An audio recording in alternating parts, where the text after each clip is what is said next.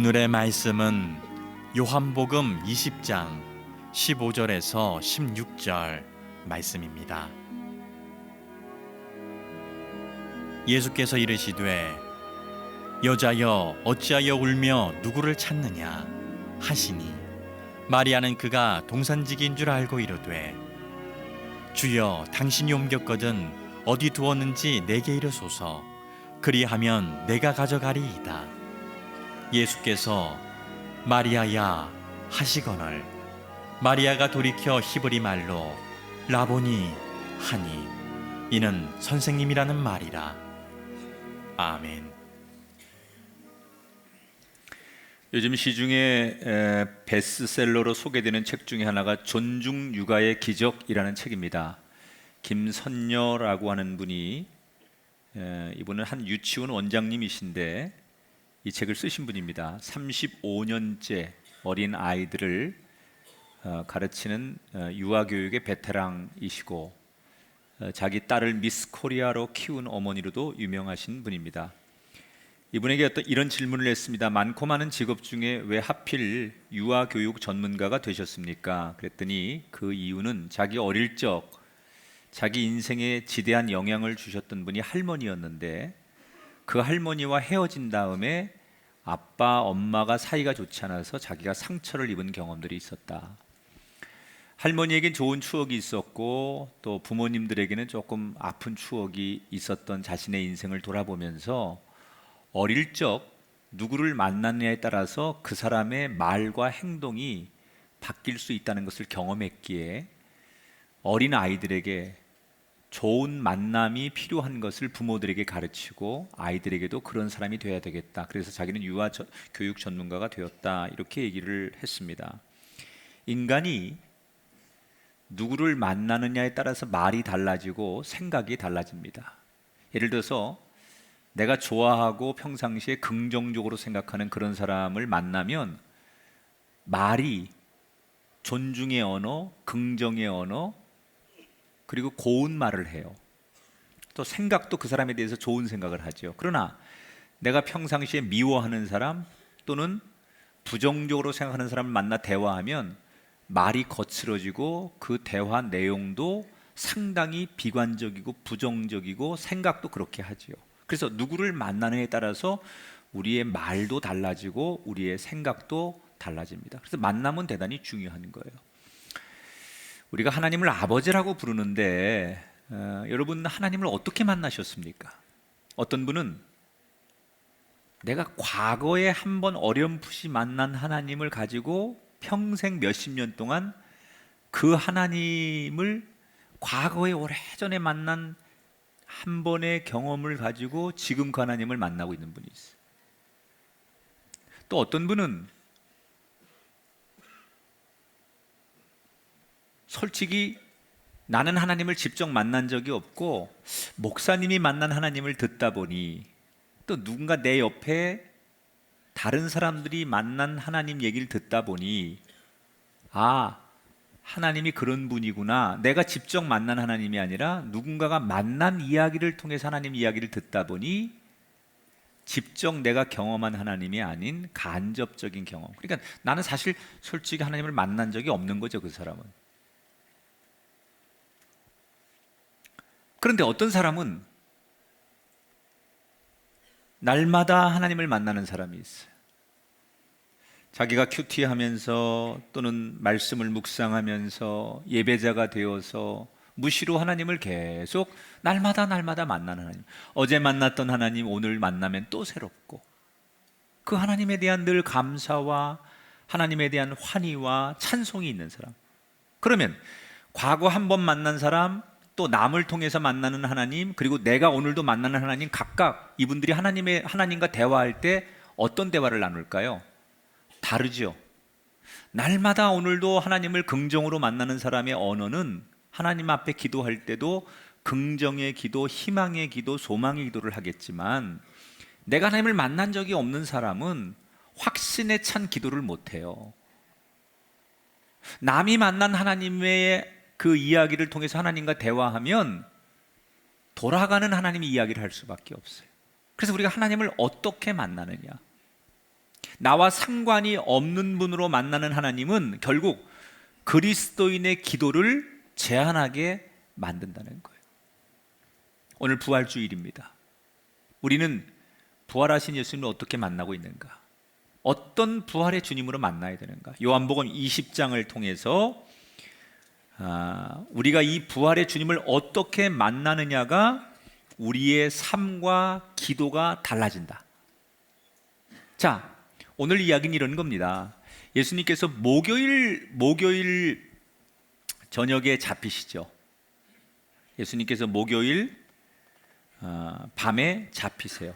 그리고 하루 사이에 무자비한 고문과 말 그대로 절차를 어긴 불법 재판을 하루 사이에 받죠. 그리고 사형을 당하세요. 하루 만에. 그러니까 법도 없고 뭐 룰도 없는 거예요. 목요일 저녁에 체포당해서 우선 맞고 뭐 그냥 추궁당하고 그리고 사형 언도를 당하시고 하루 만에 금요일 오후 3시에 예수님께서 십자가에서 죽으십니다. 뭐 길게 일어난 사건이 아니에요. 아주 짧게 일어난 사건이에요. 그런데 금요일 오후 3시면 어떤 거냐면 그 다음 날이 토요일이 안식일이죠. 유대인들에게는. 그래서 안식일이 시작되기 딱 2시간에서 3시간 전이에요. 예수님이 급작스럽게 죽음을 당하니까 그걸 지켜보던 제자들 가운데 몇몇은 저렇게 우리 선생님도 저렇게 힘없이 죽는데 우리 잡히면 다 죽지. 그래서 제자들이 도망가기 바쁘죠. 그러나 도망가면서도 발걸음이 떨어지지 않아서 예수님 그 죽음의 주의를 몰래 숨어서 지켜보던 몇몇 제자들과 강직한 여인들 몇이 급히 예수님의 시신을 장례를 치르게 됩니다. 동양과 서양의 장례 문화가 조금은 다르지만 공통점이 있습니다. 어디든지 사람이 죽으면 우선 시신을 닦아요. 동서양의 장례의 공통점은 다. 우리도 사람 죽으면 시신을 닦지요. 그리고 수의를 입히죠. 이스라엘도 그래요. 사람 죽으면 시신을 닦고 거기다가 향유를 발라요. 그리고 세마포를 입혀서 무덤에다가 안치하는 거예요. 그런데 이스라엘 사람들이 장례를 안식일에는 금지해요. 안식일에는 장례를 할 수가 없어요. 근데 예수님이 운명하시고 나서 2시간, 3시간이 지나면 안식일이 시작되기 때문에 결과적으로 2시간이나 3시간 안에 장례를 빨리 끝내야 돼요. 그래서 향유를 예수님 몸에 제대로 바르지 못하고 그냥 세마포에 싸서 예수님의 장례를 치르게 됩니다. 그러니까 급하게 장례를 치를 수밖에 없었어요, 그 당시. 제자들은 예수님 주변의 제자들과 여인들은 장례 용품을 하나도 준비를 못했어요. 2가지 이유에서. 첫째는 예수님이 아무리 자기들이 예수님을 3년 동안 같이 모시고 다니고 예수님을 봤는데 지켜봤는데 예수님은 죄가 없으세요. 가까운 사람들이 알잖아요, 예수님 죄가 없는 거를. 그러니까 죄 없는 예수님이 지금 억울하게 체포는 당했지만 상식적으로 법이 존재하는 한 정의가 살아있고 우리가 이 법을 집행하는 사람들의 의식을 믿는다면 무죄로 풀려날 것이다, 이걸 확신했어요. 2번째, 예수님은 하나님의 아들이에요. 그동안 이적과 기적을 행하신 예수님 정도라면 그 위기의 순간에서 스스로 자신을 보호하고 얼마든지 거기를 탈출하실 수 있는 능력이 있는 분이에요. 그래서 사람들이 예수님이 죽을 거라고 아무도 생각 안 했어요. 근데 예수님은 어떻게 된 건지 아주 짧은 시간에 눈 깜짝할 사이에 하루 만에 죽음을 맞이하십니다. 그러니까 충격을 받고 몇몇 사람이 예수님의 시신을 수습하는데 시간이 없어서 향유도 바르지 못하고 세마포에 시신을 줄줄 싸가지고 무덤에 예수님을 안치하는 거예요.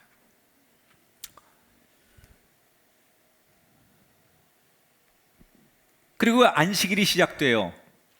안식일이 끝난 다음에, 안식일이 지난 다음에 그 다음 날, 지금으로 하면 주일이죠. 오늘 주일날 새벽에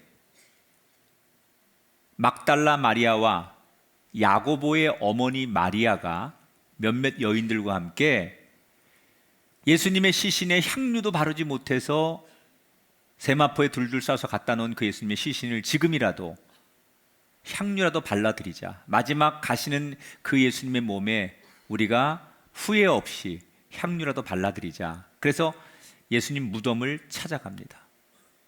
근데 가보니까 무덤 문이 열려 있고 예수님의 시신이 없는 거예요. 너무 놀란 이 막달라 마리아가 자기들 힘으로는 어찌할 수 없으니까 남자들이 있는 곳을 찾아가죠. 거기가 어디예요? 예수님의 제자들이 숨어 있는 곳을 찾아가서 도움을 요청합니다.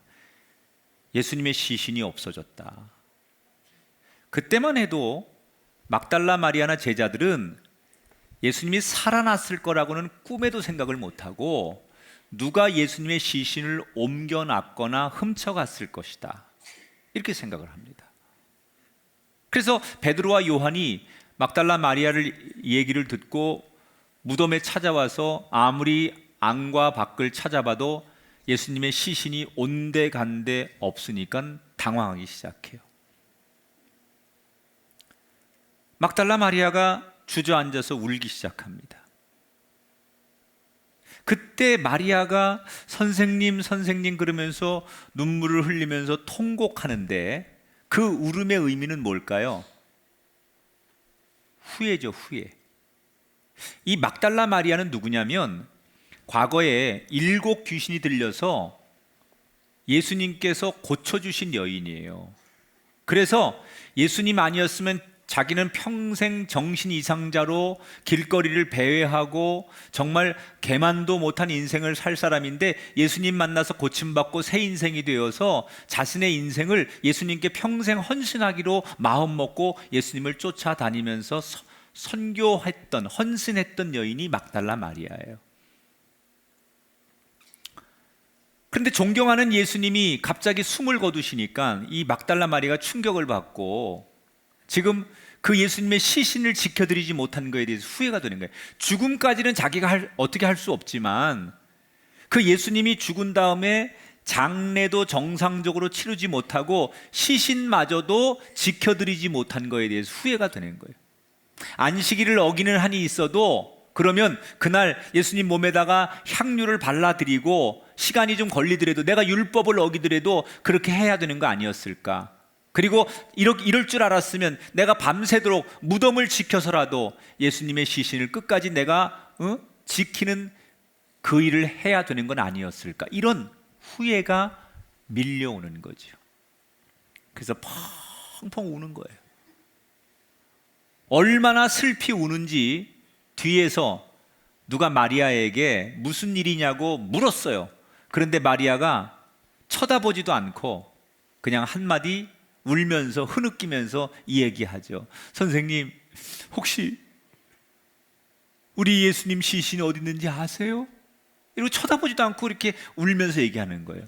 막달라 마리아는 그 무덤을 지키는 동산지기 관리인인 줄 알고 우리 예수님 시신을 못 봤냐라고 물어보는 거예요. 그런데 바로 그때 막달라 마리아 뒤에서 무슨 일이냐고 묻던 사람이 너무나 친숙한 목소리로 마리아에게 이렇게 말합니다. 따라합시다. 마리아야. 한 번 더, 마리아야. 깜짝 놀라서 마리아가 뒤를 쳐다보는데 예수님이 눈앞에 계신 거예요. 순간 내가 꿈을 꾸는 건가? 지금 환상을 보는 건가? 착각합니다. 그런데 가만히 자기를 돌아보니 지금은 꿈꾸는 시간도 아니고 환상도 아니고 현실이고 내가 살아있는 내 모습에 예수님이 와 계신 거예요. 예수님이 부활하신 거예요. 자, 예수님이 부활하셔서 어떻게 부활하신 예수님이 부활의 몸을 사람들에게 첫 번째 증거하셨느냐? 이름을 불러주셨다는 거예요. 마리아가 절망하고 슬퍼하고 후회하고 있을 때 마리아에게 오셔서 그의 이름을 불러주셨어요. 부활의 주님이 오늘 우리에게 하시는 일 가운데 하나가 뭐냐? 여러분 인생이 절망하고 질병으로 해서 내가 세상적으로는 고침받을 수 없거나 또는 자녀 문제로 인해서 여러 가지 사업과 일터와 우리의 인생의 곤고한 문제로 땅을 치고 후회하고 절망할 수밖에 없는 우리를 향해서 조용히 다가와 나의 이름을 불러주시는 예수님. 오늘 이 부활절 아침 부활의 예수님이 여러분 삶에 오셔서 조용히 여러분의 이름을 불러주게 되기를 주님의 이름으로 축원합니다. 사실 예수님이 이미 그 무덤을 나오신 거 아닙니까? 무덤을 깨고 죽음을 깨고 예수님 부활하신 거예요. 그런데 예수님이 다시 무덤을 찾아오셨어요. 왜 무덤을 박차고 나오신 예수님께서 다시 무덤을 찾아오셨을까요? 그것은 이유가 있습니다. 울음과 한을 닦아주고 위로해 줄 리가 거기에 있었기 때문에. 부활은 울고 있는 사람을 위로하기 위해 다시 살아나시는 거예요. 마리아는 내가 예수님을 찾아야 된다고 울고 있는데 예수님은 이미 가장 가까이에서 마리아를 지켜보고 계셨고 마리아와 함께 하셨어요. 그 마리아의 눈물이 멈추는 순간은 내가 스스로 감정적으로 내 마음을 컨트롤해서 눈물이 그치는 게 아니에요. 부활하신 예수님을 만나고 부활하신 예수님이 나를 찾아올 때 내게 흐르던 눈물이 멈춰지는 거예요. 여러분에게 이 부활의 은총이 막달라 마리아에게 임했던 것처럼 그렇게 임하게 되기를 축원합니다. 자, 부활하신 예수님을 만난 막달라 마리아에게 변화가 나타납니다. 16절에 보니까 마리아가 돌이켜 히브리 말로 라보니 하니 이는 선생님이라는 말이라. 이런 거예요. 막 울다가 예수님 부활하신 예수님 만났어요. 처음엔 너무 놀라서 믿지 못하다가 점점점 이게 현실인 걸 알고서 너무 놀라면 눈물이 안 나잖아요. 그래서 펑펑 울다가 부활하신 예수님 만나니까 놀래가지고 울음이 뚝 그쳤어요. 그런데 이게 꿈인지 생신지 구분을 하고 보니까 이게 현실이고 진짜로 예수님이 죽었다가 살아나신 걸 확인하고 그걸 이제 다 인지한 순간 다시 눈물이 터지기 시작하는 거예요. 그러면서 다시 이 막달라 마리아가 막 펑펑 울면서 선생님. 자, 재밌죠? 부활하신 예수님 만나기 전에도 울면서 선생님 땅을 치고 통곡했어요. 그리고 부활하신 다음에도 선생님 그리고 울면서 선생님 이름을 불렀어요. 그런데 부활하시기 전에 만난 선생님과 부활하시고 난 다음에 부르는 선생님의 의미가 달라요.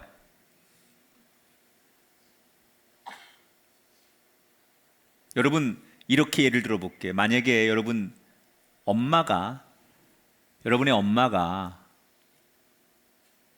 거의 죽을 것 같이 운명 직전에까지 가셨는데 극적으로 살아나셨어요.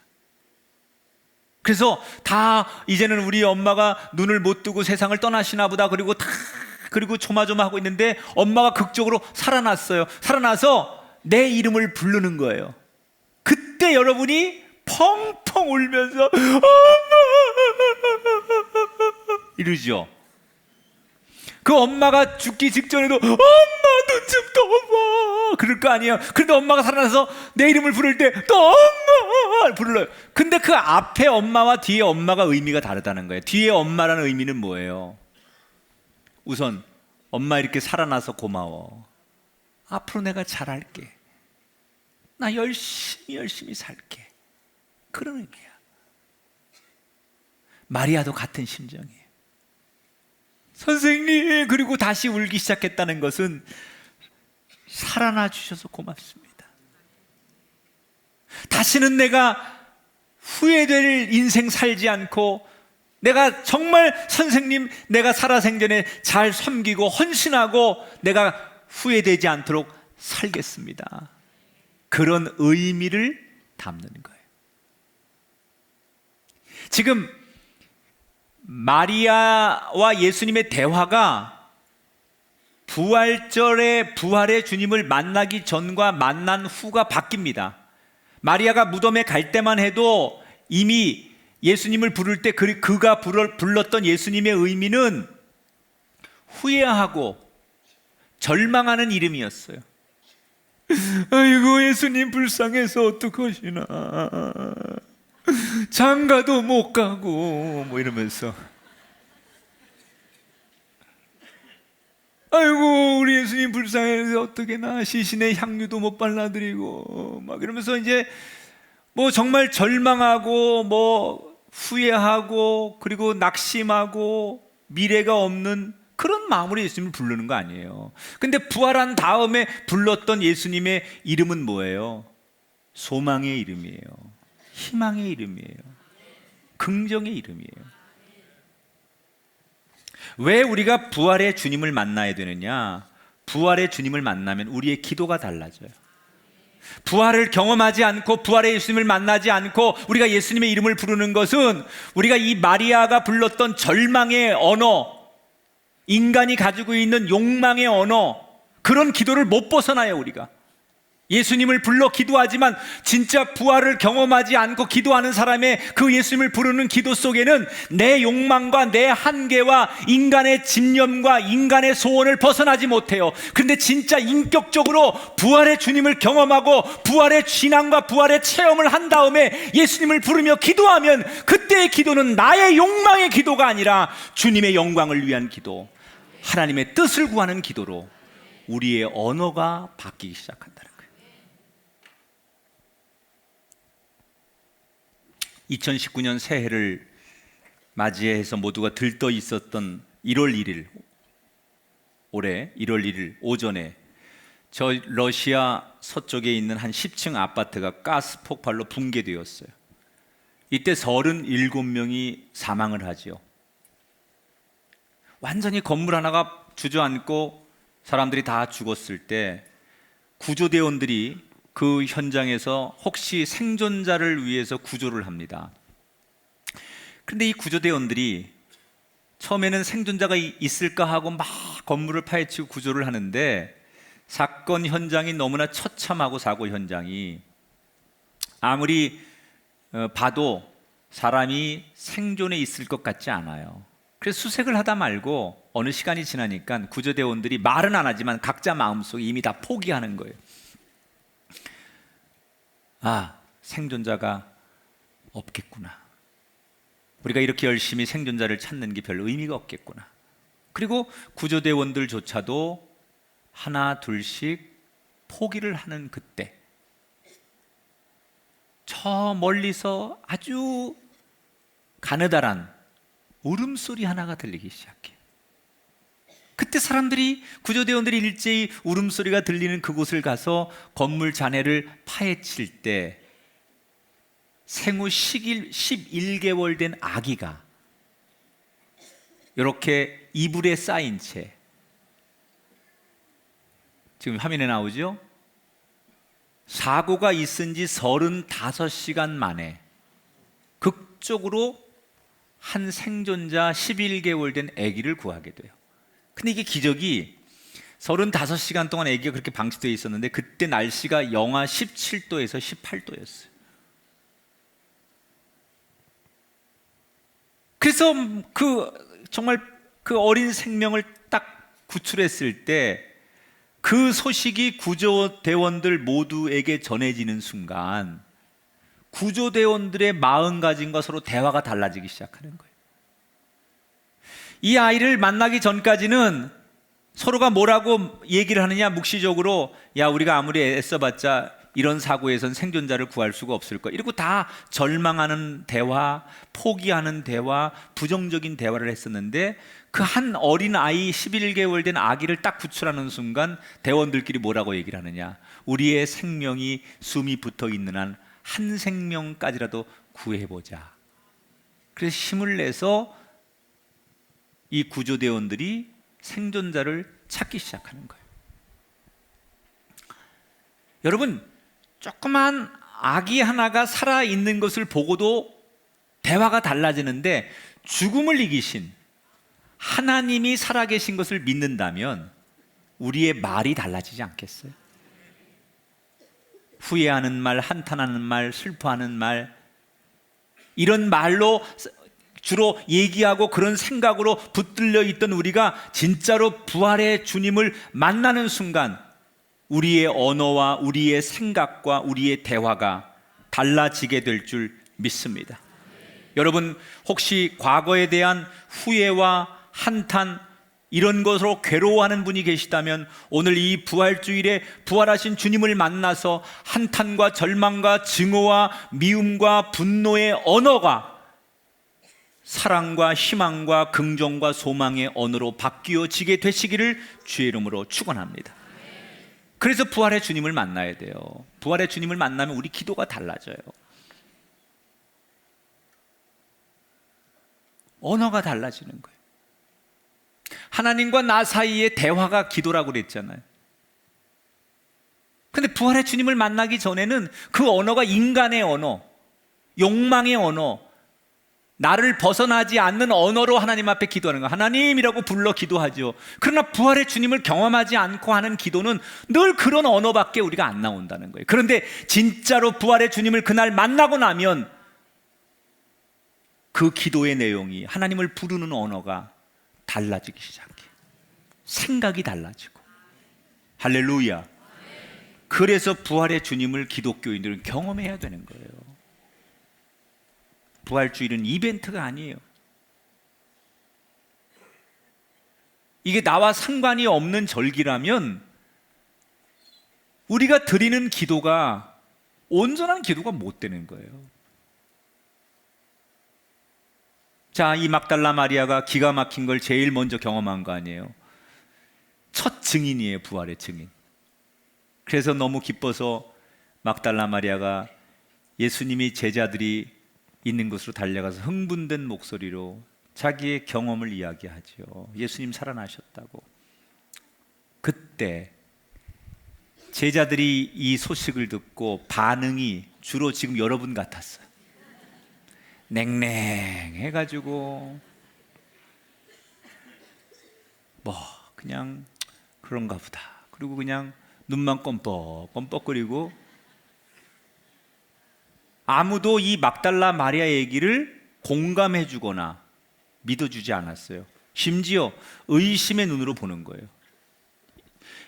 예수님이 그렇게 십자가에서 죽음을 경험하는 것을 본 제자들은 우리도 걸리면 저렇게 죽을 수 있다. 그래서 지금 다 숨어 있는 거거든요. 그런데 혹시 저 막달라 마리아가 가룟 유다처럼 돈 몇 푼에 우리를 현상금에 눈이 어두워서 우리를 팔려고 저거 스파이 노릇하는 거 아닌가? 뭐 이런 의심의 눈으로 이렇게 경계하며 막달라 마리아를 보는 거예요. 그래서 막달라 마리아가 아무리 흥분된 목소리로 예수님 살아나셨다고 전했지만 아무도 안 믿고 오히려 문을 더 굳세게 걸어 잠그고 숨어 있는 거예요. 자, 주일날 새벽에 예수님이 막달라 마리아 만나주셨잖아요. 그리고 그 아침에 지금 가서 막달라 마리아가 아무리 설득해도 안 믿는 거예요. 그런데 그날 주일 저녁에 예수님께서 공간을 초월하여 제자들이 문을 잠그고 숨어 있는 그곳을 찾아오셨어요. 내일 시간이 없으니까 이런 건 이제 성경 공부나 이럴 때 이제 배워야 되는 거예요. 설교 때는 이렇게까지 깊이 못 가죠. 부활이라는 건 기독교가 말하는, 성경이 말하는 부활은 뭐냐면 조건이 있어요. 완전히 죽었다가 살아나는 걸 부활이라고 하는 거예요. 죽다 살아나는 게 아니라 완전히 죽었다가 살아나야 부활이 되는 거예요. 예수님이 죽는 척하고 어이구 죽었다가 그건 부활이 아니야. 그 부활이 그거 아니라 완전히 죽어서 사망한 다음에 다시 살아나는 걸 부활이라고 하는 거예요. 그런데 그 부활은 어떤 거냐? 우리가 지금 우리가 가지고 있는 이런 육신이 아니에요. 신령한 몸으로 부활하는 거예요. 그래서 그 몸은 더 이상 늙거나 썩지 않는 몸. 지금 우리 몸은 우리가 사망하기 전에 우리 몸은 썩고 우리 몸은 병들고 인간의 육체는 그러지만 성경이 말하는 부활의 몸이라는 것은 완전히 변하지 않는 완벽한 몸으로 다시 사는 걸 부활이라고 하는 거예요. 근데 그 부활은 시간과 공간을 초월하는 거예요. 그 예수님이 지금 그렇게 완전한 새로운 몸으로 부활하셔서 지금 제자들이 문을 잠그고 있는데, 꽁꽁 걸어 잠그고 있는데, 영화처럼 거기를 벽을 통과해 가지고 문을 잠근 거를 걸어서 들어와서 예수님이 제자들을 만나는 거예요. 여러분 상상해 보세요. 제자들이 지금 두려워서 막달라 마리아가 한 얘기 주서도 안 믿고 문을 더 걸어 잠그고 있는데, 예수님께서 진짜 그 벽을 그냥 통과하듯이 들어와서 제자들 앞에 딱 섰어요. 제자들이 처음에 예수님을 딱 보는 순간 이게 꿈인지 생신지 너무 놀라서 아무 말도 못하고 그대로 멈춰 서는 거죠. 그러니까 너무 놀래서 아무것도 하지 못하는 그 제자들에게 예수님께서 먼저 이 위의 옷을 옆으로 제껴서 창자국을 보여주시고 손에 못자국을 먼저 제자들에게 보여주셨어요. 그러니까 믿을 수 없어서 한 명, 두 명 제자들이 일어나서 예수님의 그 손에 상처를, 옆구리의 상처를 만지면서 서서히 예수님의 부활을 믿기 시작하는 거예요. 그리고 예수님이 그들의 이름을 부르고 그들과 예수님 사이에 대화가 시작돼요. 얼마의 대화가 진행됐을 때 제자들이 어떤 상황이었느냐, 오늘 20절에 보니까 이렇게 소개합니다. 제자들이 주를 보고 기뻐하더라. 대화를 나누는 중에 진짜로 예수님이 부활하신 것을 알게 되고 확신하면서 잃었던 웃음을 찾고 앞으로 무슨 일이 일어날지를 기대하기 시작했어요. 그리고 이날 이후로 제자들은 다시 활기를 찾고 이제는 더 이상 숨어 있거나 절망하지 않는 거예요. 그런데 문제는 이렇게 모든 제자들이 부활하신 예수님을 직접 만나서 활기를 되찾고 있을 때 그 활기를 되찾지 못한 한 사람이 하나 있었으니 그의 이름이 도마라는 사람이었어요.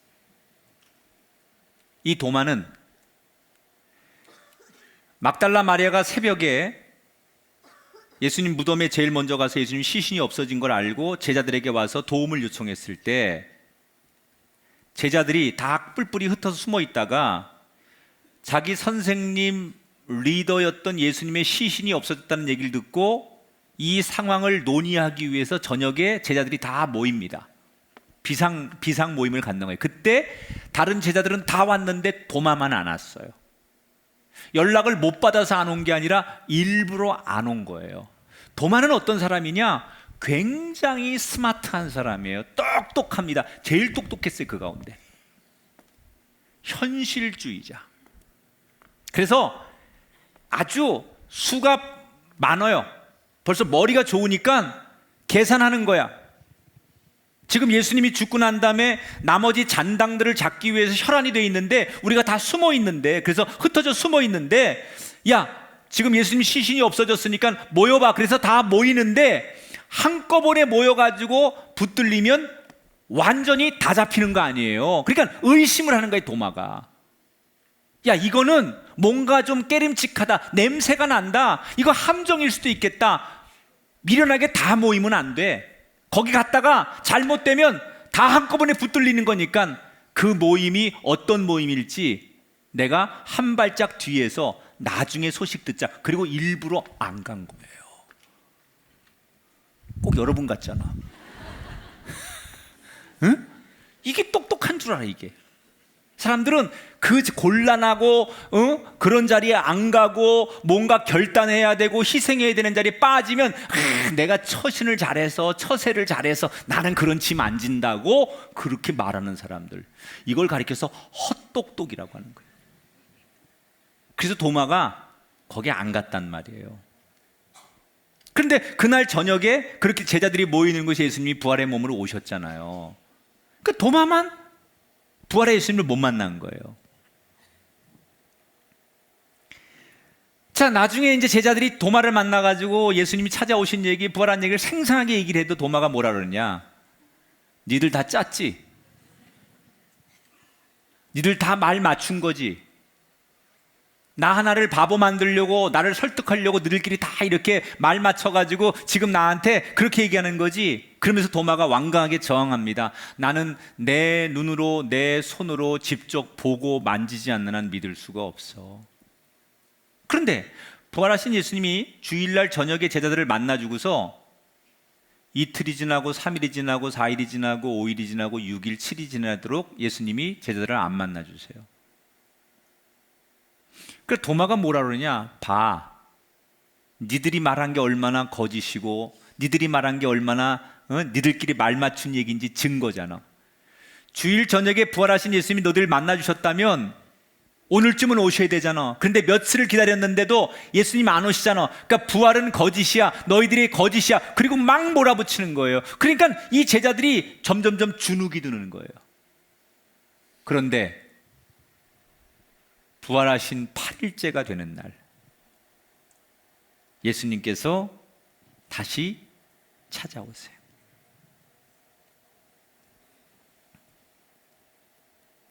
도마를 비롯한 모든 제자들이 숨어있는 방에 예수님께 다시 나타나세요.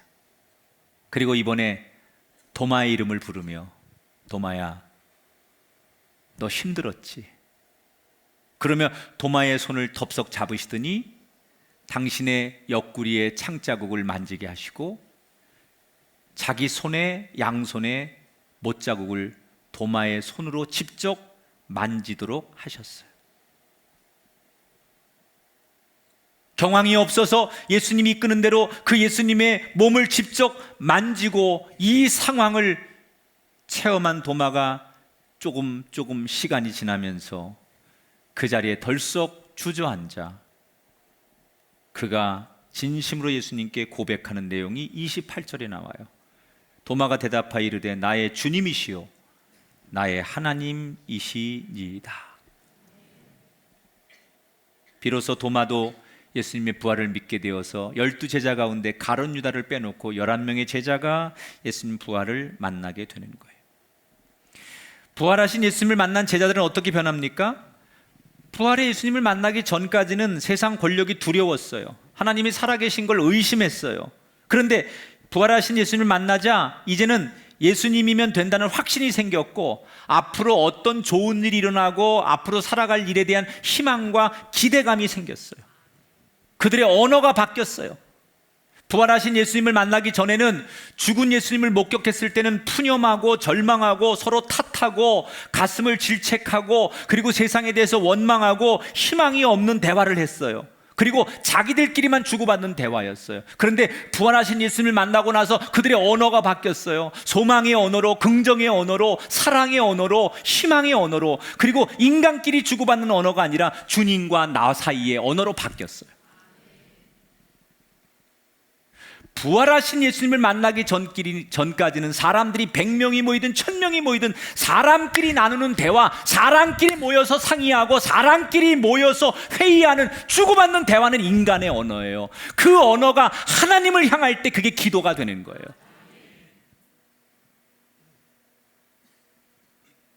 제가 가끔 교회에서 이렇게 또 교단 일을 하다 보니 저는 우리 교회 이렇게 회의 문화를 별로 안 좋아해요. 그래서 제 자체가 회의하면 자꾸 회의가 들기 때문에 회의를 저는 안 해요. 그 회의 대신 하나님과 대화하는, 공동체가 어떤 문제를 놓고 하나님과 기도하는, 하나님과 대화하는, 그래서 그 비전을 어떻게 성취할까를 이야기해야지 인간의 언어로 인간끼리 이것을 할 거냐 말 거냐 이런 것들을 하는 것은 굉장히 사실은 우리가 신앙의 본질적으로,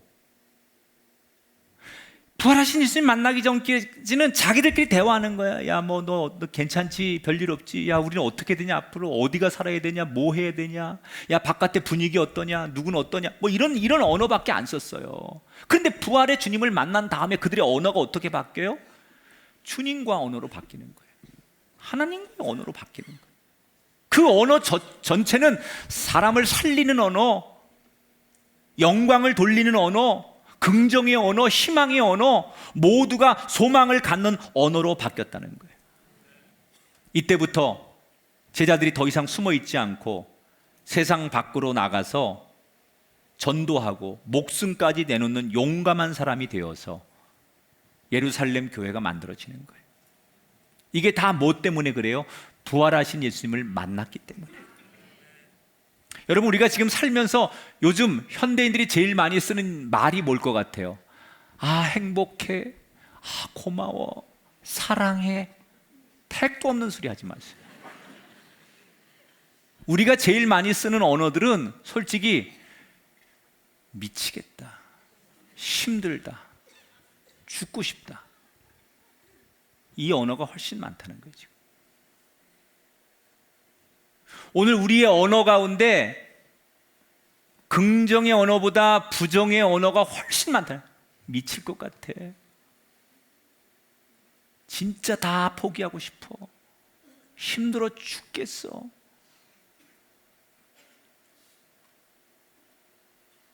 우리가 지금 이런 언어로 만연해서 살고 있다는 거예요. 왜? 세상이 우리를 힘들게 하는 거예요. 사는 게 힘들죠. 여러분, 그냥 가만히 있는데 힘든 게 아니야. 세상이 나를 힘들게 하는 거야. 세상이 여러분을 가만 안 둬요. 여러분 자녀를 가만 안 둬. 우리 가정을 가만히 안 둬. 우리를 힘들게 해. 뭐 제대로 내가 하고 싶은 일을, 내가 생각하는 일을 세상이 하도록 내버려 두지 않아요. 그래서 사업도 안 돼요. 일도 못 해요. 건강도 사라져요. 웃음도 웃게 안 만들어요. 세상이 그렇게 안 둬요, 우리를. 그래서 우리는 이 세상이 두려운 거예요. 막막한 거예요. 나이가 먹어갈수록, 힘이 없어질수록, 밑에서 경쟁자들이 치고 올라올수록 우리는 두려울 수밖에 없는 거예요. 그래서 점점 더 우리는 우리의 언어가 힘들어 죽겠어, 미치겠어, 괴로워, 이런 얘기를 쓸 수밖에 없어요. 그런데 그 순간, 바로 그때 결정적 한방, 부활의 예수님을 만나면 우리의 언어가 바뀌게 되고, 우리의 생각이 바뀌게 되고, 우리의 걸음이 바뀌게 될 줄 믿습니다. 두렵고 푸념하는 말이 아니라 기대하는 말, 확신하는 말, 우리끼리 주고받는 대화가 아니라 하나님께 드리는 언어, 다시 말하면 기도로 우리의 소리가 바뀌어지게 될 줄 믿습니다. 우리의 말이 기도가 될 때, 그때 인생은 꽃피는 거예요. 평생을 우리끼리 말하고 사는 사람, 여보, 친구야, 야, 모여. 기드온의 300용사가 적군들 수만을 이기는 것은 사람이 아무리 모여도, 애굽의 군사가 아무리 많이 모여도 사람끼리 주고받는 말 속에는 힘이 없는 거예요. 그 말이 하나님과의 언어, 다시 말하면 말이 기도가 될 때 인생은 비로소 인생이 되고, 그때 여러분의 인생은 행복의 꽃을 피우는 거예요. 어떻게 기도해야 되느냐? 부활의 주님, 기독교는 부활이 없으면 기독교가 아니에요. 오늘 이 부활절은 그냥 이벤트가 아니에요. 여러분에게 이 부활은 우리의 기도, 우리의 일평생을 가늠하는 너무 중요한 절기가 부활이고, 평상시에 이 부활을 확신하지 않으면 우리의 기도는, 우리의 찬양은 기도이거나 더 이상 찬양이 아니에요. 그건 말이고 그건 노래예요. 하나님은 찬양받기를 원하시고 하나님은 기도하기를 원하시는 거예요.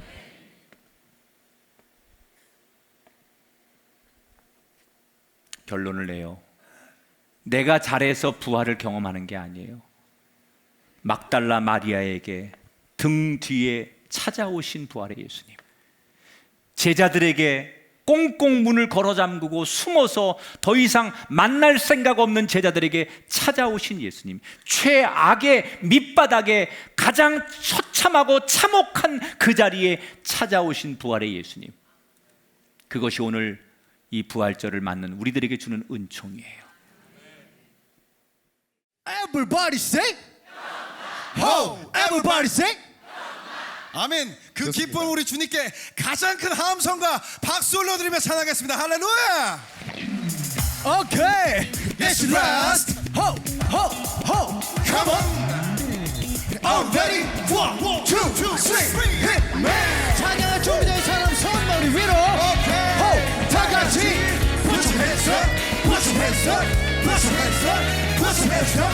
Ho, ho, ho, ho. 성령님 이곳에. Okay, that's right. Come on. 내 영혼의 극히 깊은 다 같이 데서 손뼉. 맑은 가락이 울려나네. 아멘. 하늘 폭소가 언제나 흘러나와 내 영혼을 고비사네. Come on. 내 맘속에 솟아나는 이 평화는 깊이 묻힌 보배로다. 나의 보화를 캐내어 가져갈 자. 이 찬송가 다 아시죠? 아무도 함께 할게요. 평화로다. Sing it. 평화로다. 하늘 위에서 내려오네. 그 사랑의 물결이 영원토록 나 영혼을 더 부숴서. Okay, one more time. Wonderful peace from God. 내 맘속에 평화가 넘쳐나는 주의 큰 복을 받음이라. 내가 주야로 주님과 함께 있어. Okay. 내 영혼이 편이시네. 이 땅 위에 험한 길 가는 동안 할렐루야. 평화가 어디 있나. 그대 마음속에 감사.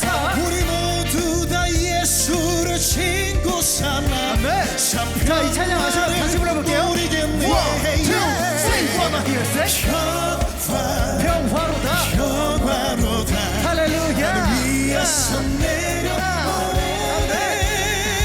그 사랑의 물결이 영원토록 나 영혼을 더 부숴서. 한 번 더 다시 할게요. 평화로다. 평화로다. 하늘 위에서 그 사랑의 물결이 영원토록 더 부숴서. Check it out. Here comes up. You watch one break of blast. 늘 원했지 삶의 평화는 나. 내 노력과 의지는 날 국지로 몰아넣어. 약한 자의 한계를 느끼네. 주님의 그 평화는 내가 접해바로 절대 거저 쉬워진다는 것. 여덟 마디 그 평화를 얻지 담아내. 그 못한 그 평화를 온몸으로 말하네. Okay, 여러분, let's dance time. 1, 2, 3.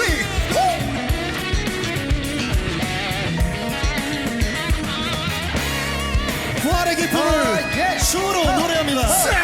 자, 우리 같이 함께 부활하신 주님께서 우리에게 주신 그 평화를 마음껏 외칩시다. 주가 자, 주신 아까 연습 한번 해볼게요. 기쁨으로 우리 함께 노래하리. Everybody sing. Ho, everybody sing. Okay, one more time. 주가 주신 기쁨으로 우리 함께 이쪽도. 노래하리. Everybody sing. Ho, everybody sing. Okay, 좋죠. 주가 주신 기쁨으로 우리 함께 노래하리. Everybody sing. Ho, everybody sing. Okay, one more time. 주가 주신 다 같이 기쁨으로 우리 함께 마지막으로. 노래하리. Everybody sing. Oh, everybody sing. Hallelujah.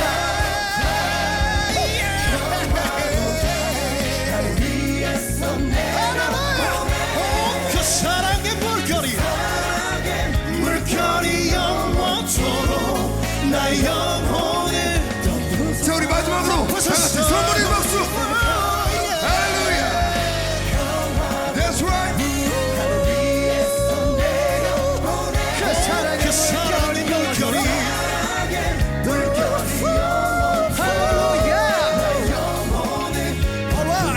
주가 주신 기쁨으로 우리 함께 노래하리. Everybody sing 평화. 할렐루야. 할렐루야. 주 하나님 독생자 예수 날 위하여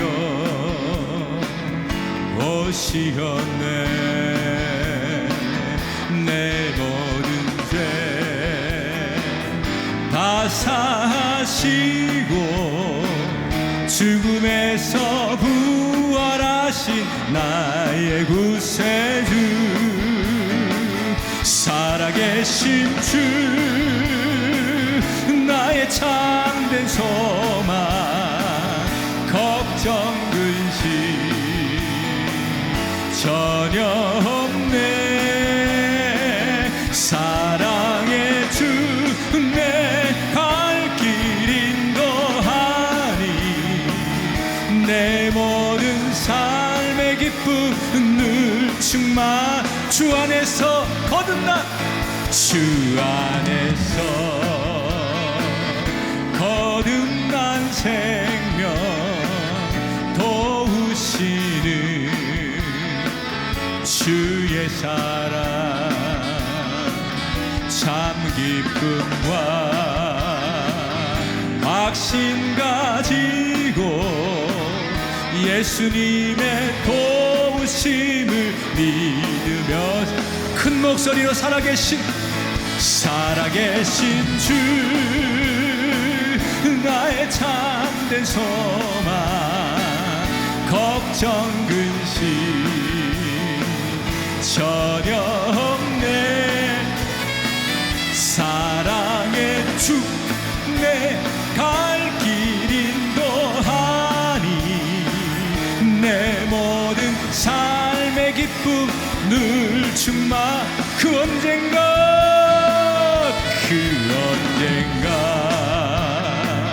주 뵐 때까지 주를 위해 싸우리라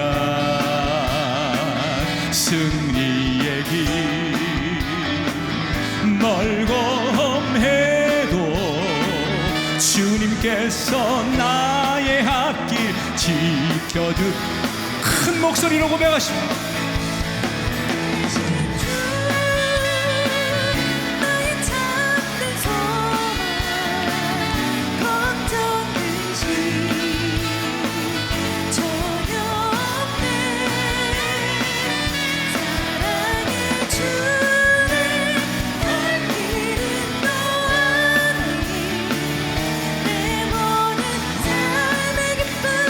늘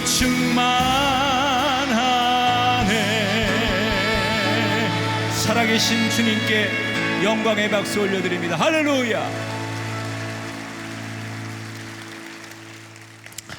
우리 두 손 가슴에 얹고 기도하겠습니다. 하나님, 우리에겐 부활이 필요합니다. 예수님이 그냥 죽음에 무너지시고 살아나지 않으셨다면 예수님은 좋은 선생님, 훌륭한 선생님이셨을 겁니다.